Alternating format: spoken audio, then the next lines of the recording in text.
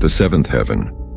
The transition from the sixth to the seventh heaven marked a profound shift in Enoch's celestial journey.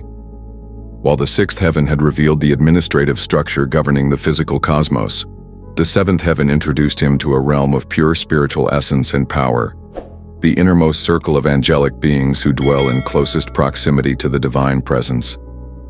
This celestial sphere represented not merely a higher level of cosmic organization, but a fundamentally different order of existence, a realm where the material aspects of creation gave way to pure spiritual reality. As Enoch entered this exalted sphere, he was immediately struck by the presence of a very great light, a radiance that surpassed anything he had witnessed in the previous heavens. This wasn't merely quantitatively brighter but qualitatively different, a light that seemed to emanate not from any created source but from the divine nature itself. This primordial light would have been overwhelming to human perception, requiring some form of protection or transformation for Enoch to bear its intensity without being consumed. Within this extraordinary illumination, Enoch beheld fiery troops of great archangels, beings of tremendous power whose very substance seemed composed of living flame. These weren't merely light-bearing creatures, but beings whose nature incorporated the purifying and transformative properties of fire. Their fiery essence represented not destructive consumption, but the perfect energy and vitality of unfallen spiritual beings at the highest level of creation. Unlike the angels of lower heavens who possessed visible forms analogous to human bodies, though glorified, these beings were described as incorporeal forces, suggesting entities that transcended physical form entirely. They existed not as localized bodies but as pure spiritual powers, their presence felt rather than merely seen. These beings represented the transition point between created entities with defined forms and the boundless nature of divinity itself. Enoch observed a complex hierarchical structure among these beings, identifying them as dominions, orders, and governments. This terminology suggests different categories of authority and function even within this highest angelic circle.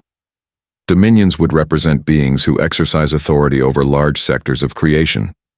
Orders would indicate groups organized according to specific functions.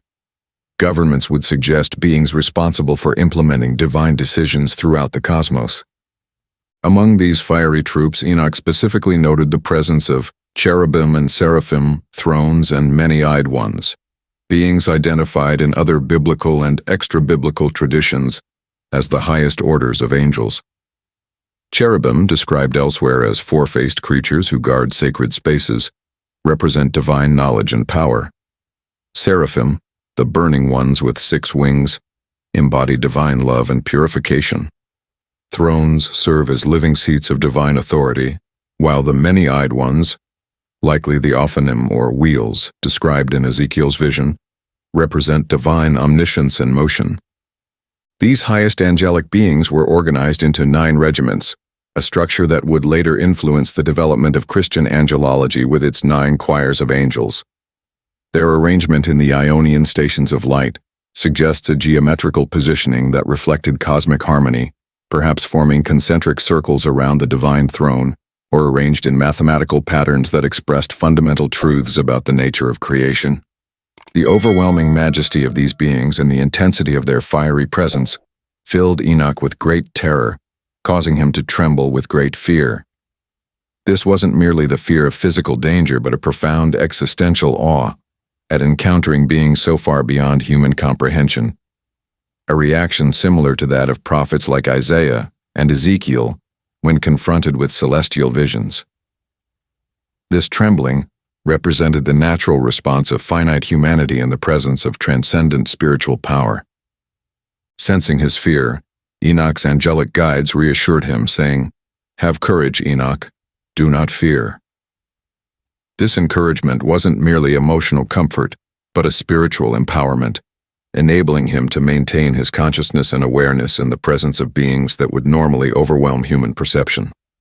Without this angelic assistance, the intensity of the seventh heaven might have proved too much for his mortal constitution to endure. From this vantage point, the angels showed Enoch, the Lord from afar, sitting on his very high throne. This was not yet the full revelation of divine presence that would come in the 10th heaven, but a distant glimpse of divine majesty. The qualification from afar suggests both physical distance and ontological separation, the unbridgeable gap between created beings, even one as righteous as Enoch, and the uncreated divine nature. The throne upon which the Lord sat was described as very high, elevated not merely in spatial terms, but in the sense of transcendent authority and power. This throne would have represented the absolute center of all creation, the point from which all authority flows, and to which all beings ultimately answer. Its very height signified its supremacy over all other seats of power throughout the cosmos. At this point in his narrative, Enoch's guides provided crucial context for understanding the cosmic hierarchy. For what is there on the 10th heaven, since the Lord dwells there? On the 10th heaven is God. In the Hebrew tongue he is called Aravat.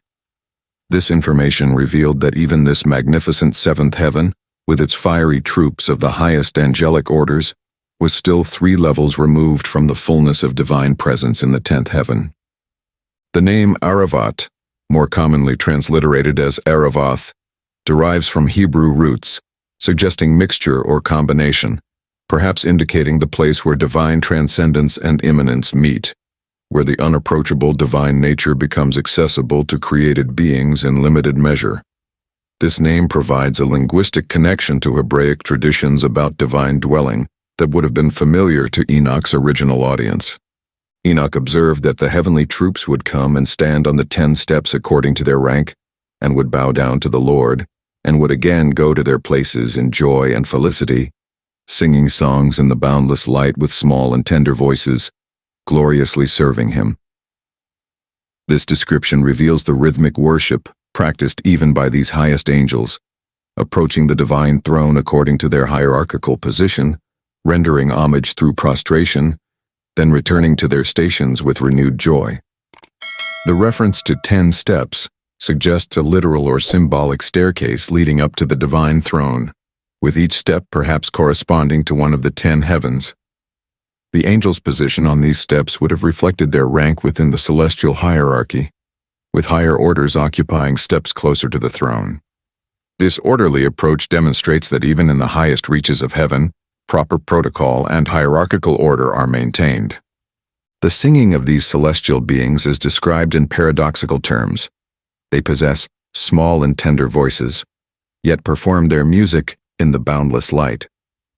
This contrast suggests that even the most powerful angels adopt an attitude of humility and gentleness when approaching divine presence.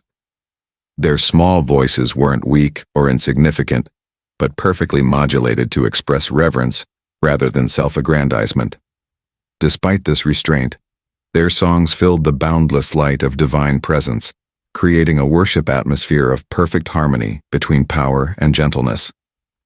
The 7th heaven represents the highest realm of created beings, the domain of the most exalted angels who dwell in closest proximity to divine presence while still maintaining distinct existence. It is a place of perfect worship and service, where the highest orders of angels perform their duties with flawless devotion and harmony. This heaven serves as the final buffer between created reality and the direct divine presence that Enoch would encounter in the 10th heaven. For Enoch, the 7th heaven would have represented the culmination of angelic existence, the highest expression of created spiritual beings, functioning according to their divine purpose.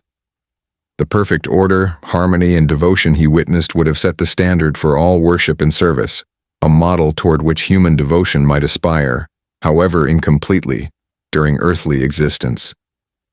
This heaven also reveals the principle that even the highest created beings maintain appropriate distance and protocol in their approach to divine presence.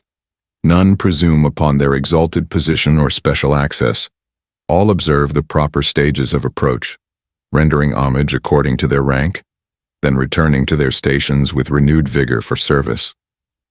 This pattern establishes a cosmic template for proper worship that balances intimacy with reverence, access with appropriate boundaries. As Enoch prepared to continue his ascent beyond the realm of created beings into the direct presence of divinity, The seventh heaven served as the final preparatory stage, a realm where he witnessed the highest expression of created glory before encountering the uncreated glory of God himself. The fiery troops of archangels, with their perfect service and worship, provided the ultimate contrast against which divine transcendence would be measured in the heavens beyond.